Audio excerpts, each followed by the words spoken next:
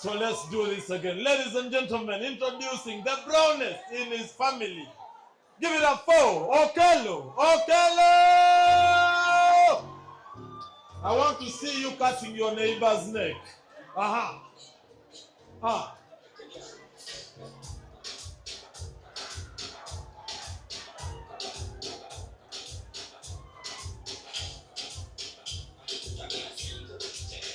Cut your neighbor's neck. I'm seeing you. I'm watching you.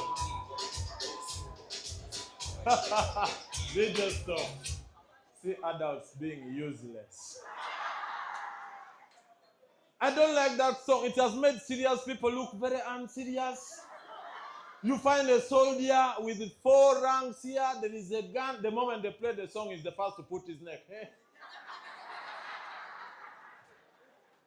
And there is always that useless guy running around offering to cut people's neck.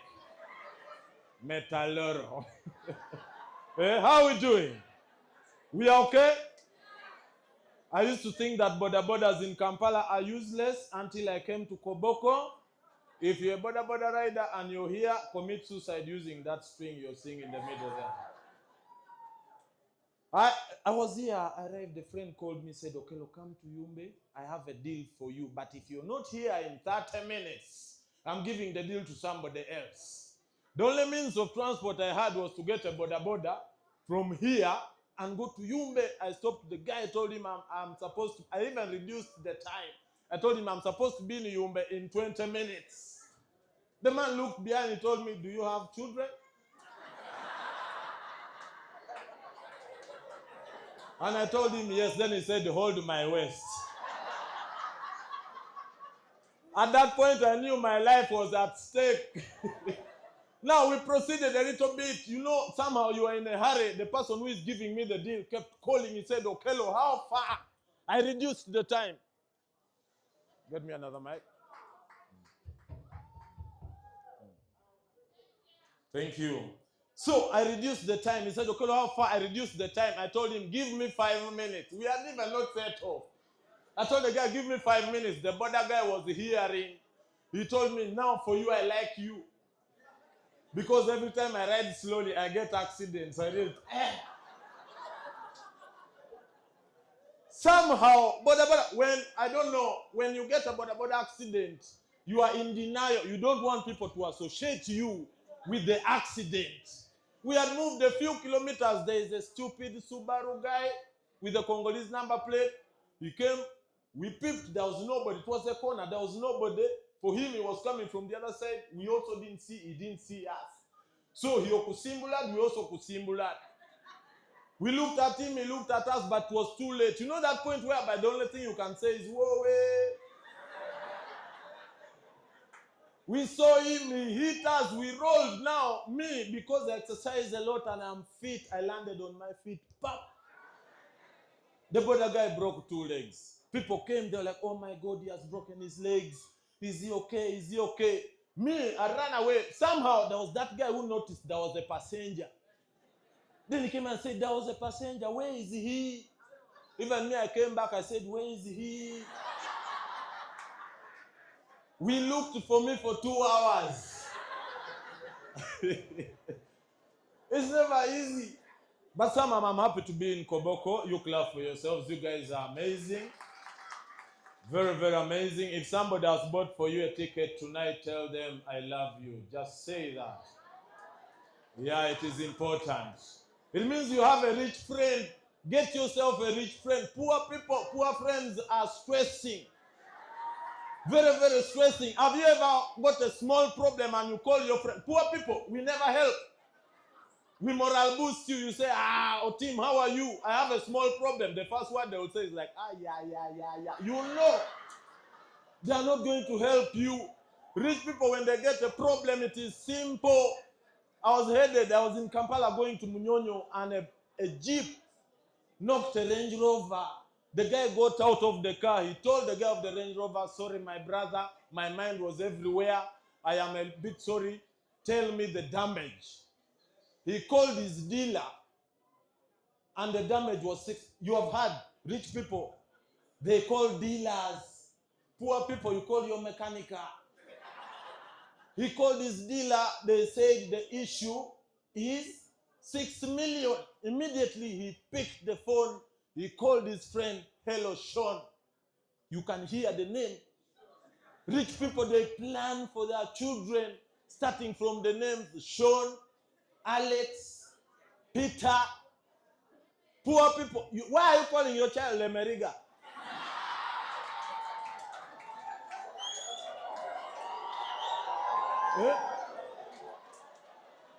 Alyonga survivor. The guy said, hello, Sean, I have a small hiccup. You can even hear the English. I have a small hiccup of 6 million. And the guy, Sean, the other side said, how can I send? Very simple. How can I send? He said, you can put it on any of my numbers. Rich people, they show off any of my numbers. Poor people, when they say, how can I send? They will say, you deny your own money. Don't send, let me initiate. You go to the agent to initiate the transaction. So they sent this guy the money. Immediately the problem went, it was solved. 2 weeks later, I got an actual small hiccup. They cut off my water because of 40,000 Ugandan shillings. I had not paid the bill. I stay in Chanja. My best friend stays in Lugazi. I called him. I said, my brother, optional, how are you doing? I have a small hiccup. And he told me, what's the problem? I said, I've disconnected my water. I need to shower. I have an event. And he told me, yeah. Can you get a boda? You come and shower from Lugazi.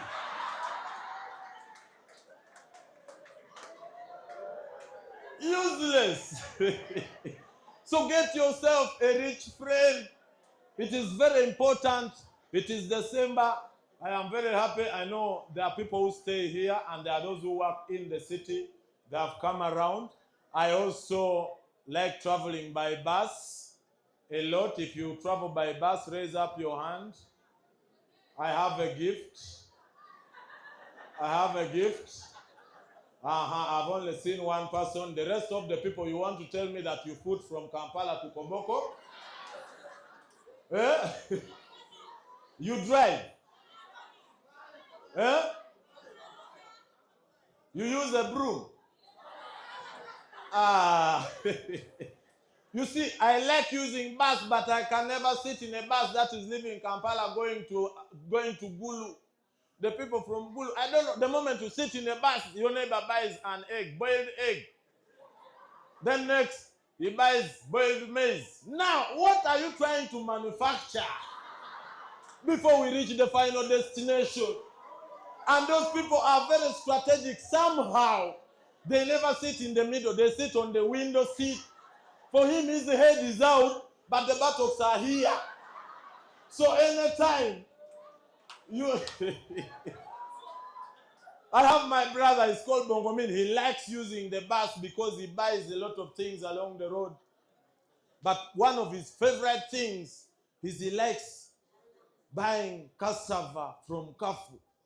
He has experience in buying that roasted cassava that he has reached the point that he comes from home with his own OD. Like he has OD. So one time we leave Kampala, we are in Luwero, he bought Muchomo. There was a mother breastfeeding a child next to him. He buys Muchomo and the child kept crying, Uncle, Muchomo. He said, keep quiet. Tell your parents to buy for you. We reach Kafu. He buys what? Roasted cassava with OD. There is nothing in this world more dangerous than cassava and OD without water or juice. Bongomin started eating. 10 minutes later, he just kept quiet. I was wondering what is happening to Bongomin. I look at him, there were tears rolling. You know that tear that is coming only from the left eye. I told Bongomin, what's the problem? He said, I said, now the only option he had of any liquid around was the milk that they are breastfeeding the child. He looked at the child, he said, nephew, some milk. It's bad. Being poor is bad, but somehow me, I like chicken. I'm going to tell you the truth. I like chicken. It's one of the best things that has ever, of all the birds in the world. I don't know if chicken knows that we like it. Very nice. I came up from a family whereby chicken was on Christmas. You eat your chicken on Christmas, on important days. Random days. Rich people are now eating chicken on Monday. What makes you eat chicken on Monday? You're eating chicken on Monday. Poor people, the only day you're going to eat chicken randomly. One, you're either sick. Two, or the hen is. Aha, that is the option. So somehow, we eat chicken. Me and a friend said, okay, come home, we are going to cook for you chicken. I said, are you sure? I said, yes. What time? He said, 6 a.m. I said, okay, no problem. I reached there at 4 a.m. He said, okay, you're too early. I said, in case you need the labor to chase the hen, I am here. We bought the chicken, they cooked the chicken. Now, I think the child of my host had an agenda to kill me. They served me the chicken. Poor people, we have our sequence. Rich people, they can start by eating the chicken. Poor people, we start by eating the Okello soup. Then finally, you eat the chicken. I started in that order. I ate my Okello, I ate Okello soup. As I'm about to eat, the child of the host came from nowhere and picked my chicken. Then threw it down. Did not even eat it. He stepped on it. Then looked at me and said, Uncle, I've stepped on your chicken. Now I'm a visitor. I'm not supposed to show that I'm annoyed. I looked at my host. I said, it's okay. I don't even like chicken. But I was dying inside. And I think that child had an agenda to kill me. This time he rotated, he came back with a sharp kitchen knife. He said, Uncle, I'll pierce you. Now, a weapon is a weapon. I looked at the child, I said, Wewe. The mother said, don't tell him Wewe is going to cry. Let him pierce you. That's how chicken almost killed me. But somehow I like religion. I know Koboko is one of the places that is very devout when it comes to religion. Let's clap for Koboko. So much.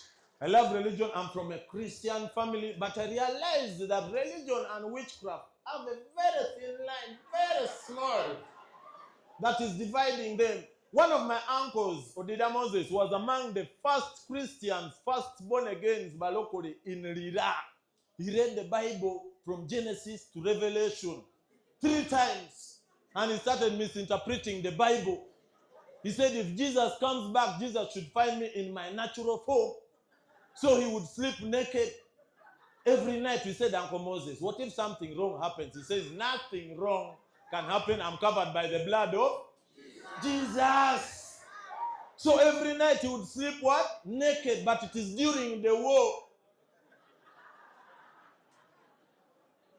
We kept hiding in the bush. Rebels were not attacking. One day he said, me, I'm not going to hide in the bush.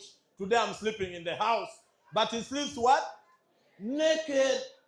That night the rebels attacked. He had a tuton. He jumped out to run. But he's completely what? Naked. First when he reached, there were rebels the other side. First phase, he tried to come back. There were rebels this side. Second phase, now he was stuck. He had one option, to hide on a mango tree in the compound. But it's completely what? Naked. The rebels came, they looked for food, there was nothing to eat. The rebels were like, why should we die of hunger when there are ripe mangoes? But Uncle Moses was on the tree completely what? Naked. He climbs on the tree. Now, one rebel climbed, the rebels down would ask the guy up if the mangoes are ripe. Like mono check. Now the guy up would check if the mono is what? If the mangoes are what? But Uncle Moses is on the tree completely what? Naked. Now the guy continued. They asked, Mono check. He went a little bit higher. But Uncle Moses is completely what? He went a little bit higher. They said, Mono check. Now he held mangoes which were not mangoes. It is Uncle Moses who responded and said, man for check. This is not right. Thank you, Koboko. My name is Okello Okello.